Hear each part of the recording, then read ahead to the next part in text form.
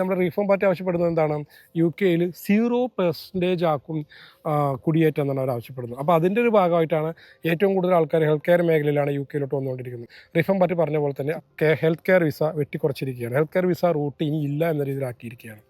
അതേപോലെ family PSW, അതായത് ഏറ്റവും കൂടുതൽ ആൾക്കാർ സ്റ്റുഡൻറ്റ് വിസയിലാണ് UK വരുന്നത്.